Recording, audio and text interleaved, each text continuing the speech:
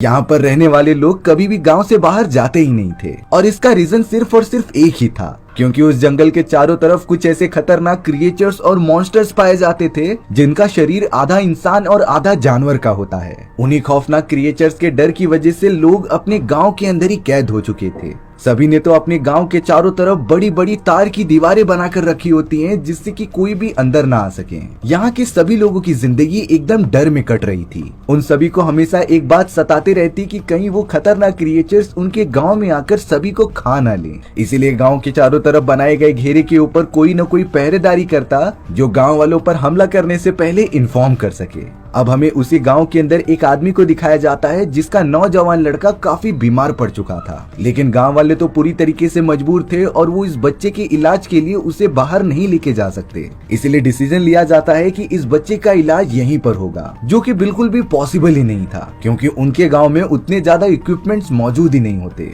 और अब दुख की बात ये होती है कि उस आदमी के बच्चे की मौत हो गई थी। सभी गांव वालों को बहुत ही ज्यादा दुख हो रहा था इस बात के लिए। मरे हुए लड़के का फादर तो उसके ग्रेव पर बैठकर बहुत ही ज्यादा रो रहा होता है और खास करके उन्हें काफी ज्यादा गिल्टी हो रहा था क्योंकि अगर वो अपने बेटे को लेकर शहर में चले जाते तो शायद वो आज जिंदा होता, लेकिन उन खतरनाक क्रिएचर्स और मॉन्स्टर्स के डर की वजह से वो उसे बचा नहीं पाया। अब अगले दिन सभी गाँव वाले बैठकर एक साथ डिनर कर रहे होते हैं, तभी घने जंगलों में से काफी तेजी से आवाजें आना स्टार्ट हो गई। ये आवाज इतनी ज्यादा खौफनाक होती है कि बड़े से बड़े लोग इससे डर जा रहे थे। सभी को पता था कि ये आवाज किस खौफनाक क्रिएचर्स की है। उन सभी लोगों के बीच एक पागल आदमी मौजूद था जो आवाज सुनकर काफी हंसने लग जाता है क्योंकि उसे जरा भी अंदाजा नहीं होता कि जंगल के उस पार कौन सा खतरा मौजूद है। उस गांव के अंदर सभी रहवासियों ने कई सारे जानवर पाल कर रखे थे। धीरे धीरे वो जानवरों की संख्या बढ़ाते जिससे कि वो मीट खा सकते थे। साथ ही साथ वहाँ के लोग जानवरों का कुछ मांस लेकर जंगल के बाहर फेंक देते क्योंकि उन्हें लगता था कि क्रिएचर्स अगर ये सारे मांस को खाएंगे तब उन्हें गाँव में आने की कोई जरूरत नहीं पड़ेगी। इसी तरीके से उन लोगों ने अपने गांव के अंदर स्कूल्स और जानवरों के रहने के लिए जगह बनाकर रखी थी। अब हमें उस जगह पर दो लड़कियां काम करते हुए दिखाई जाती हैं जो कि अपना डेली रूटीन फॉलो कर रही थी। तभी उन्हें घास के बीच में लाल कलर का एक फूल दिखाई देता है। उसे देखते ही वो दोनों लेडीज काफी ज्यादा डर गईं और तुरंत ही पास में जाकर फूल को तोड़ के उसे जल्द से जल्द जमीन के अंदर गाड़ दिया, जिससे कि हमें ये पता चलता है कि गांव के सारे लोग लाल कलर से बहुत ही ज्यादा डरते थे क्योंकि वो खतरनाक क्रिएचर जो कि आधे इंसान और आधे जानवर थे वो भी अपने बॉडी पर लाल कलर का कपड़ा पहनते थे। अब हमें यहाँ एक प्रोफेसर दिखाए जाते हैं जो हमेशा की तरह स्कूल जा रहे थे। तभी उन्होंने एक बच्चों के ग्रुप को देखा जो लगातार किसी चीज को छेड़ रहे थे। प्रोफेसर जब वहां गए तो पता चला कि उस जगह पर तो एक जानवर रखा गया है जिसकी पूरी चमड़ी ही गायब है। उन्हें भी नहीं समझ आ रहा था कि आखिर ये काम किसने किया होगा, पर फिलहाल के लिए प्रोफेसर सारे बच्चों को स्कूल के अंदर जाने के लिए कहते हैं और अपनी क्लास लेने लग जाते हैं। यहाँ बच्चे प्रोफेसर से डाउट क्लियर कर रहे थे कि आखिरकार उस जानवर की जो हालत हुई है क्या वो उन खतरनाक क्रिएचर्स ने की थी जो कि जंगलों में रहते हैं। लेकिन प्रोफेसर बच्चों को जवाब देते हैं कि वो खतरनाक जानवर अंदर नहीं आ सकते, इसीलिए हमें डरने की कोई जरूरत नहीं। उस जानवर की ये हालत शायद से किसी लोमड़ी या फिर भेड़िए ने की होगी। प्रोफेसर के इस जवाब से बच्चे भी एकदम संभल जाते हैं। अब हमें गांव के बहुत सारे लोगों का एक ग्रुप दिखाया जाता है जो कि इकट्ठा हुए थे किसी बात पर डिस्कशंस और डिसीजन लेने के लिए। उसी मीटिंग के अंदर डॉक्टर ट्रैम्प नाम का एक आदमी आ जाता है। ट्रैम्प तो गांव वालों से परमिशन मांग रहा होता है कि उसे गांव से बाहर जाने दिया जाए जिससे कि वो और भी अच्छी खासी मेडिसिन गांव में ला सके क्योंकि मेडिसिन और इक्विपमेंट्स की कमी होने के कारण ही उस आदमी का बच्चा मारा गया था और अगर गांव में अच्छी मेडिसिन नहीं होंगी तो ये मौतें और होती रहेंगी। लेकिन बहुत ज्यादा सोचने के बाद सभी गांव वाले ये डिसाइड करते हैं कि गांव के बाहर जाना काफी रिस्की हो सकता था और शायद ये भी हो सकता है कि वो सारे खतरनाक आदमखोर गांव में घुस जाएं। इसीलिए डॉक्टर ट्रैम्प की इस आइडिया को खारिज कर दिया जाता है। अब उस रात ट्रैम्प के साथी की जॉब होती है जो कि पहरा देगा। ट्रैम्प भी थोड़ी बातचीत करने के लिए अपने दोस्त के पास पहुंच जाता है। डॉक्टर ट्रैम्प सिंपली पूछ रहे थे कि तुम्हारा कभी गांव से बाहर जाने का मन किया है कि नहीं, क्योंकि इस गांव के बाहर पता नहीं कौन सी दूसरी दुनिया मौजूद हो। बट ट्रैम्प का दोस्त तो साफ साफ कहता है कि हमारे बड़े बुजुर्ग ने बताया है कि बाहर की तरफ खतरनाक क्रिएचर्स मौजूद हैं और इस गांव के अंदर हम लोग एटलीस्ट जिंदा तो रह पा रहे हैं। यही मेरे लिए बहुत बड़ी बात है। अब अगले दिन अचानक सभी गांव वाले बहुत ही ज्यादा शॉक हो गए थे क्योंकि उनके कई सारे जानवरों को कोई अनजान चीज मार दे रही थी और उनका खाल निकाल ले रही थी। इन्हीं सारी चीजों के लिए अब एक और मीटिंग की जाती है जिसमें कि कई लोगों का ये मानना था कि उन जानवरों को जंगल के बाहर रहने वाले वो खतरनाक क्रिएचर्स ने ही मारा है। बट गांव के सीनियर मेंबर्स ये बताते हैं कि क्रिएचर्स अंदर नहीं आ सकते। अगर वो आते तो हम सभी को पता चल जाता, क्योंकि उनका साइज काफी बड़ा होता है। जरूर ये काम किसी लोमड़ी या फिर छोटे मोटे जानवर का होगा, इसीलिए हमें इन सारी बातों पर टेंशन लेने की कोई जरूरत नहीं। लेकिन फिर भी गांव वालों की श्योरिटी के लिए गांव के चारों तरफ बने हुए बांध को देखा जाता है कि कोई उसे तोड़कर अंदर घुसा भी है कि नहीं। अब हमें टीचर की एक बड़ी बेटी को दिखाया जा रहा था जो अपने फादर के पास आकर कह रही होती है कि उसे डॉक्टर ट्रैम्प से प्यार हो चुका है और अब वो आगे चल के उससे ही शादी करना चाहती थी। हालांकि उस लड़की के फादर पूछ रहे होते हैं कि क्या डॉक्टर ट्रैम्प भी तुमसे प्यार करते हैं कि नहीं, लेकिन टीचर की बड़ी बेटी ने कहा कि मैंने अभी तक उसे प्रपोज नहीं किया है, इसीलिए मैं आज जाकर उन्हें प्रपोज कर दूंगी। टीचर की बड़ी बेटी डायरेक्टली डॉक्टर ट्रैम्प के पास जाकर उसे अपने दिल की बात बता देती है, लेकिन ट्रैम्प ने तो उसे साफ साफ मना कर दिया था क्योंकि उसे शादी में अभी कोई इंटरेस्ट नहीं है। और दूसरी बात, वो किसी और से प्यार करता है जो इसी गांव से बिलोंग करती थी। ट्रैम्प के इस तरीके से रिजेक्ट करने के कारण टीचर की बड़ी बेटी काफी मायूस होकर घर पे आके रोने लग जाती है। वो बिल्कुल भी सहन नहीं कर पा रही थी कि कोई उसे रिजेक्ट कैसे कर सकता है। अब हमें वही पागल लड़का दिखाया जाता है जो बिना किसी बात के हंसता रहता। वो आईवी नाम की एक लड़की के साथ डॉक्टर ट्रैम्प से मिलने चला आया होता है। दरअसल आईवी और कोई नहीं बल्कि टीचर की छोटी बेटी होती है और उसे साफ साफ पता था कि उसकी बड़ी बहन को डॉक्टर ट्रैम्प ने रिजेक्ट किया है।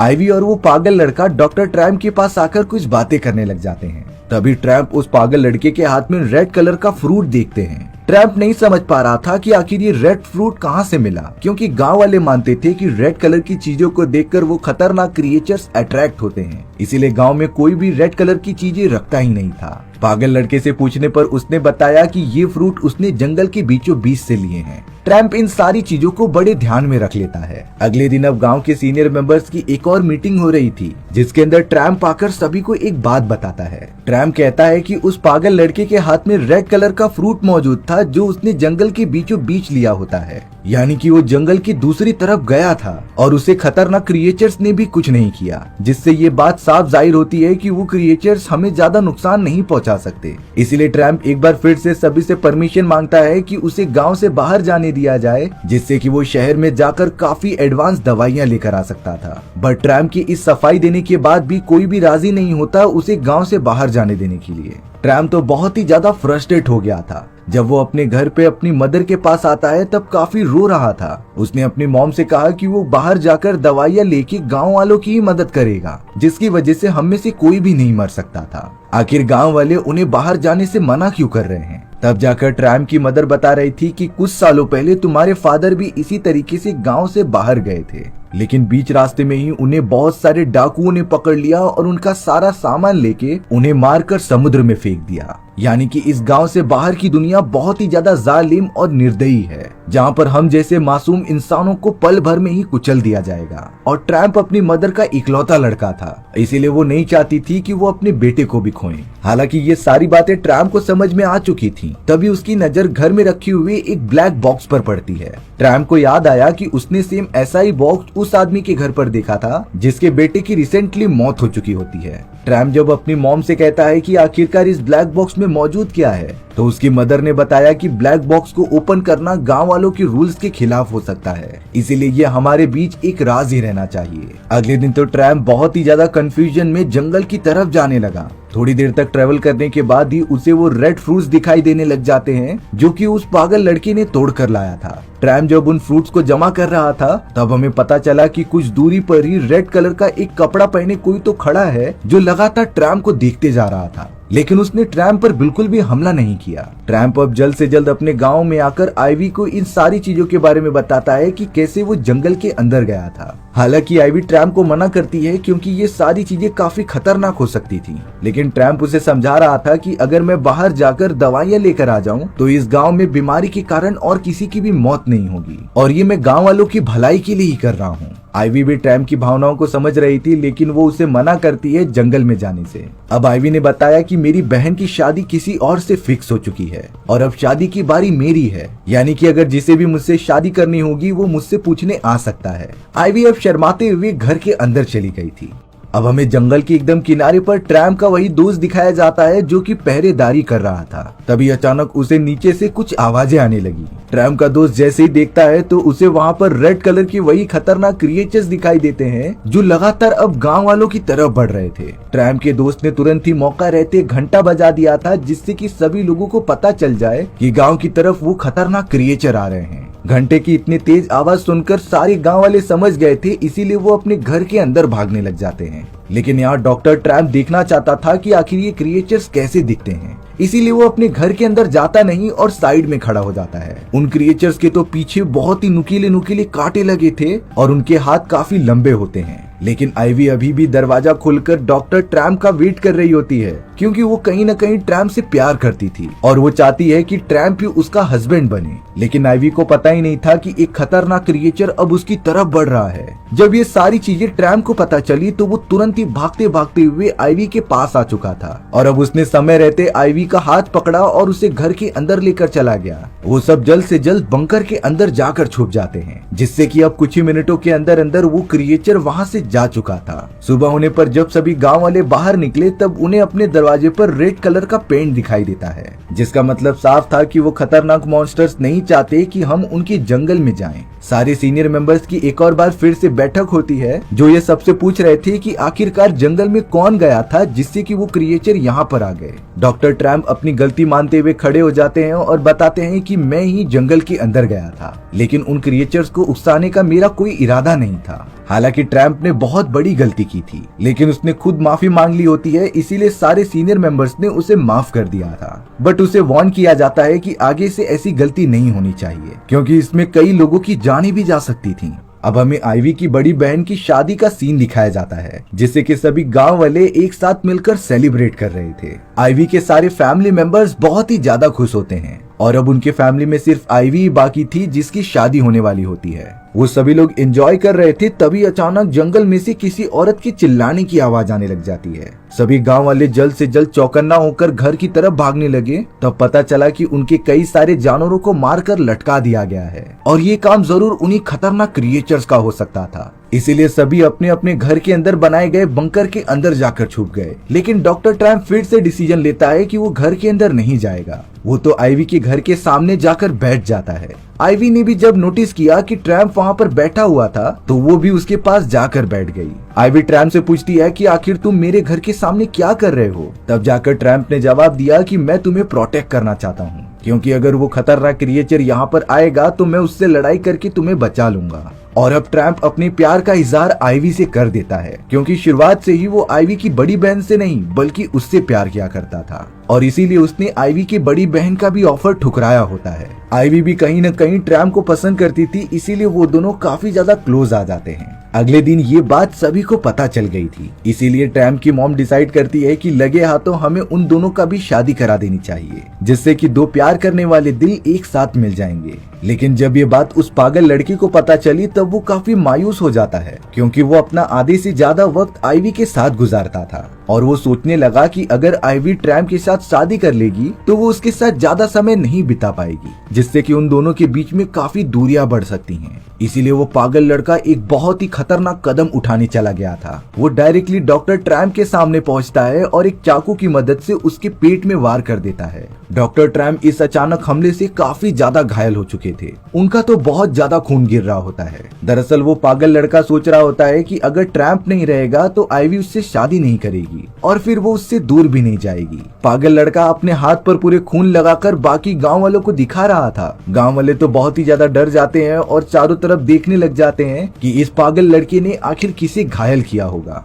जांच पड़ताल करने पर पता चला कि उसने डॉक्टर ट्रैम्प को चोटिल कर दिया है, जिनका काफी ज्यादा खून गिर चुका था। आइवी को भी जब ये पता चला तो वो काफी ज्यादा रोने लगी। अब जल्द से जल्द पास ही वाले गांव में मौजूद एक दूसरे डॉक्टर को बुलाकर ट्रैम्प का इलाज किया जाने लगा। लेकिन आइवी और बाकी सभी को पता था कि गांव के अंदर उतनी ज्यादा मेडिसिन की फैसिलिटीज नहीं है, जिससे कि ट्रैम्प को बचाना काफी मुश्किल हो सकता था। अब उस डॉक्टर ने ट्रैम्प की चोट पर मरहम पट्टी तो कर दी होती है, लेकिन उसने बताया कि ट्रैम्प के बॉडी में से काफी ज्यादा खून गिरने की वजह से उसका बचना नामुमकिन है। आईवी अब डिसीजन ले लेती है कि वो कुछ भी करके गांव से बाहर जाएगी, जिससे कि शहर में उसे काफी एडवांस मेडिसिन मिल सकती थी और उसी मेडिसिन की मदद से वो ट्रैम की जान बचाएगी। भले ही जंगल से बाहर जाते समय वो क्रिएचर्स उसे मार दें, पर आईवी इसमें भी अपनी खुशनसीबी समझेगी क्योंकि उसने ट्रैम की जान बचाने के लिए ये सब किया था। वो डॉक्टर भी अपने हाथ खड़े कर देता है कि मुझे जितना आता था मैंने उतना कर दिया। अब ट्रैम की जान एडवांस दवाइयां ही बचा सकती हैं, जो कि हमारे गांव में मौजूद ही नहीं थी। यहाँ आईवी तो अब सारे गांव वालों के खिलाफ हो चुकी थी, जो बोल रही होती है कि मैं जंगल की दूसरी तरफ जाऊंगी। लेकिन आईवी के फादर उसे बहुत ज्यादा समझाते हैं कि ऐसा मत करो, क्योंकि तुम्हारे दादा ने भी इसी तरीके की गलती की थी और वो भी अपनी जान से हाथ धो बैठे। आईवी के फादर नहीं चाहते थे कि वो उसे किसी भी कीमत पर खोए, इसीलिए वो पूरी कोशिश कर रहे होते हैं आईवी को जंगल में ना जाने देने के लिए। पर यहाँ आईवी बताती है कि वो ट्रैम से कितना ज्यादा प्यार करती है और वो ऐसा पहला आदमी था जो आईवी के लिए जान देने के लिए तैयार होता है। इसीलिए अब उसका समय आने पर आईवी पीछे नहीं हटना चाहती थी और अब वो गांव से बाहर जाने लगी जंगल की तरफ, जिसके साथ और भी कई सारे लोग शामिल होते हैं। उन सभी ने तो येलो कलर की पोशाक पहन ली थी। आईवी जब उन सभी साथियों के साथ जैसे ही जंगल में थोड़ा आगे बढ़ती है, तभी उन्हें कुछ आवाजें आने लगी और ये आवाजें किसी और की नहीं बल्कि उन्हीं खतरनाक क्रिएचर्स की होती है। आईवी को छोड़कर उसके साथी इतना ज्यादा डर गए थे कि वो जंगल के और अंदर जाने की हिम्मत ही नहीं करते, इसीलिए वो दोनों गाँव की तरफ वापस भाग गए। अब आईवी उस डरावने जंगल के अंदर पूरी तरीके से अकेली हो गई थी। उसे कुछ समझता ही नहीं कि आखिर वो किस डायरेक्शन में जाए। आईवी पूरी तरीके से कंफ्यूज हो जाती है और एक पेड़ के पास आकर रुकती है। तभी आईवी को अपने फादर द्वारा बताए गए शब्द याद आ रहे थे। दरअसल यहाँ आने से पहले आईवी के फादर ने उसके मन का डर मिटाने के लिए अपने स्टोर रूम में रखे गए उस क्रिएचर की खाल को टच कराने की कोशिश की थी। हालांकि वो कोई रियल क्रिएचर भी नहीं था, लेकिन आईवी उससे काफी ज्यादा डर रही होती है। आईवी के फादर तब उसे बाहर लेके आकर समझा रहे थे कि क्रिएचर जैसी कोई चीज ही नहीं होती और स्टोर रूम के अंदर जो आधा इंसान और आधा जानवर के रूप में पुतला खड़ा हुआ है, ये तो हम सभी सीनियर गांव वालों ने मिलकर एक प्लान बनाया था, जिससे कि कोई भी गांव से बाहर ना जा सके, क्योंकि गांव से बाहर की दुनिया काफी ज्यादा निर्दयी और क्रूअल है, जो हम जैसे नॉर्मल इंसानों को जिंदा ही नहीं छोड़ते। यानी कि इसका मतलब ये था कि गांव के बाहर जो क्रिएचर्स मौजूद हैं, वो सब एक अफवाह थी जो कि गांव वाले ही फैला रहे थे। लेकिन आईवी पूछती है कि आखिर वो सारी डरावनी आवाजें कहां से आती थी और हमारे गांव के जानवरों को इस तरीके से कौन मार देता था। आईवी के फादर उसे वापस बताते हैं कि ये सारी चीजें हम ही लोगों ने की थी, जिससे कि सभी गांव वालों के मन में उन क्रिएचर्स का डर बैठा रहे। यानी कि आईवी को सच्चाई पता होती है कि क्रिएचर जैसी कोई चीज ही नहीं है गांव के बाहर, इसीलिए वो अब अपनी पूरी कॉन्फिडेंस में जंगल के बाहर जाने लगती है। आईवी तो अब लगातार जंगल के अंदर बढ़ने लगी थी। एक समय पर तो वो एक गहरी गड्ढी के अंदर भी गिर जाती है, लेकिन उसने हिम्मत दिखाते हुए वहाँ से बाहर निकलने का रास्ता ढूंढ ही लिया। बट अब उसे आसपास उन्हीं क्रिएचर्स के चिल्लाने की आवाज आने लग जाती है और बाद में पता चला कि आईवी के ठीक पीछे वही खतरनाक क्रिएचर मौजूद है जिसने की रेड कलर का कपड़ा ओढ़ा हुआ था। लेकिन आईवी तो नहीं समझ पाती कि उसके फादर ने तो बोला था कि ये क्रिएचर्स नाम की कोई चीज तो है ही नहीं, फिर आखिरकार ये यहाँ पर क्या कर रहा है। आईवी कैसे भी करके पेड़ों के पीछे छुप रही थी, लेकिन तब तक उस खतरनाक क्रिएचर ने आईवी को देख लिया होता है और वो लगातार उसका पीछा करने लगा था। उस क्रिएचर की बॉडी पर नुकीले नुकीले कांटे लगे हुए थे, जो उसे काफी ज्यादा खतरनाक बना रहे होते हैं। लेकिन आईवी अब लगातार भागते हुए एक नुकीले पेड़ के पास आ गई थी, जिसके एकदम एंड पर आकर वो तुरंत ही हट जाती है और अब वो क्रिएचर पेड़ की नुकीली वाली टहनी से लड़ जाता है और उसकी वही मौत हो जाती है। यानी कि आईवी ने एकदम सूझबूझ दिखाते हुए उस क्रिएचर का खात्मा कर दिया। अब यहाँ गांव के अंदर सभी लोग आईवी के फादर को दोष दे रहे थे कि आखिर आपने अपनी बेटी को बाहर जाने की इजाजत क्यों दी, क्योंकि ये तो सभी गाँव वालों के बीच मिलकर डिसाइड हुआ था कि ऐसा कोई भी रूल तोड़ेगा नहीं। आईवी के फादर अब अपनी सफाई में सभी को सच्चाई बता रहे थे। आईवी के फादर अब जाकर सारे लोगों को सच्चाई बता रहे थे। उन्होंने कहा कि कई साल पहले मेरे फादर को गांव के बाहर मौजूद डाकुओं ने मार गिराया था, वो भी सिर्फ पैसे लेने के लिए। डॉक्टर के फादर को उन्हीं जालिम लोगों ने मारा था और सिर्फ ये एक पर्सन की बात नहीं है, बल्कि हमारे टाइम के कई सारे लोगों को उन डाकुओं ने पैसे की खातिर मौत के घाट उतार दिया था। इसीलिए कुछ सालों पहले हम सब इकट्ठा हुए और ये सोचने लगे कि आखिरकार ये डाकू हम पर हमला क्यों कर रहे हैं, जिसका सिर्फ एक ही रीजन निकला, पैसे और शोहरत। क्योंकि ये सारे जालिम लोग पैसे के लिए कुछ भी कर सकते थे। लोगों की जान लेना तो उनके लिए एक खेल जैसा होता था। इसीलिए आइवी के फादर और उसके बहुत सारे दोस्तों ने मिलकर डिसाइड किया कि वो एक ऐसा गांव बनाएंगे जहां पर किसी के पास भी ज्यादा पैसे ना हो। हम नेचुरल रिसोर्सेज के भरोसे ही अपनी जिंदगी काटें। और तब से ही रूल सेट हुआ था कि गांव से बाहर किसी को जाने नहीं दिया जाएगा। लेकिन उन्हें पता होता है कि फ्यूचर में जाकर उनके बच्चे ये सवाल उठा सकते हैं कि गांव के बाहर क्या मौजूद है। इसीलिए उन लोगों ने उस क्रिएचर की कहानी बताना स्टार्ट कर दिया, जिससे कि लोग डर कर गांव में ही बंद रहे। उन गांव के सीनियर लोगों ने तो क्रिएचर्स के कॉस्ट्यूम बनाए और वो सारी प्लानिंग की, जिससे कि सभी को यही लगे कि क्रिएचर्स गांव के बाहर मौजूद हैं और अगर कोई भी बाहर जाएगा तो वो उन्हें मार देंगे। और तब से ही ये सिलसिला चलता आ रहा है। सभी गांव वालों के घर के अंदर ब्लैक बॉक्स रखा हुआ था, जिसके अंदर और कुछ नहीं बल्कि उन लोगों की यादें थी, जो सारी चीजें इस गांव के बाहर से शुरू होती हैं। अब हमें उस पागल लड़के के घर वाले को दिखाया जाता है, जो जब अपने घर के अंदर इंटर हुए तब पता चला कि उनका ब्लैक बॉक्स तो खुला हुआ है और उसके अंदर से उसी क्रिएचर का कॉस्ट्यूम किसी ने चुरा लिया था। यहाँ एक रियलिटी पता चलती है कि उस पागल लड़के ने क्रिएचर की कॉस्ट्यूम पहन ली थी और वो चला गया होता है आइवी को डराने के लिए। और आइवी ने तो जंगल के अंदर सोच लिया था कि ये रियल वाला क्रिएचर है, जिससे कि वो अपनी जान बचाने के चक्कर में उसे मार देती है। उस पागल लड़के ने कभी सोचा ही नहीं था कि एक मजाक में उसकी जान चली जाएगी। यानी कि जंगल में आइवी के ऊपर जिसने हमला किया था वो क्रिएचर नहीं बल्कि वो पागल लड़का होता है, जिसकी अब बहुत ही बुरी तरीके से मौत हो चुकी थी। आइवी अब किसी भी तरीके से जंगल को पार करके हाईवे वाले रास्ते पर आ जाती है, जहां पर उसे एक पुलिस ऑफिसर दिखाई दिया था। आइवी अब उस पुलिस ऑफिसर के पास जाकर कह रही थी कि इमरजेंसी कंडीशन है और मुझे ये सारी दवाइयाँ चाहिए, क्योंकि इस घने जंगल के बीच एक सुनसान गांव मौजूद है जहां पर कुछ पेशेंट्स को इन दवाइयों की जरूरत थी। अब हालांकि उस पुलिस ऑफिसर को आइवी की बातों पर विश्वास नहीं होता कि इस जंगल के बीच कोई रह भी सकता है कि नहीं, लेकिन ये इमरजेंसी कंडीशन समझकर पुलिस ऑफिसर ने आइवी को वो सारे मेडिसिन प्रोवाइड कर दिए थे।